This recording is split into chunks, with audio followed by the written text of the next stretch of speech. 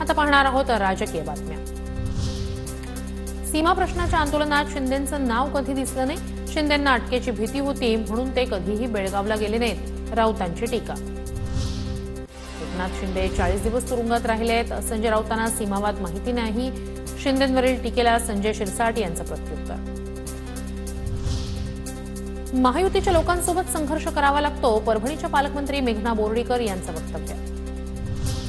उद्धव ठाकरेंना इतके धक्के बसले की त्यांना सावरता लक्षात येईना। विखे पाटलांचा उद्धव ठाकरेंना टोला, तर 10 वेळा साड्या बदलणारे लोक असं म्हणत राऊतांचा विखेंवर निशाणा।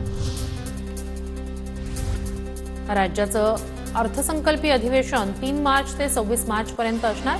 8 मार्चला महिला दिनी महिलांच्या प्रश्नावर विशेष चर्चा होणार, तर 10 तारखेला उपमुख्यमंत्री अजित पवार अर्थसंकल्प सादर करणार।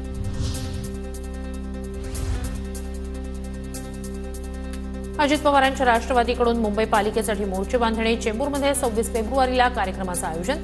राष्ट्रवादीचे मंत्री आमदार उपस्थित राहणार। उद्धव ठाकरेंच्या शिवसेनेचा काँग्रेसला धक्का।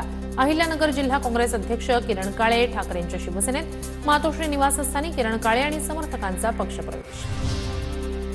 महिला आयोग सदस्याविना महायुतीतील तिन्ही पक्षांच्या इच्छुकांची मोठी यादी।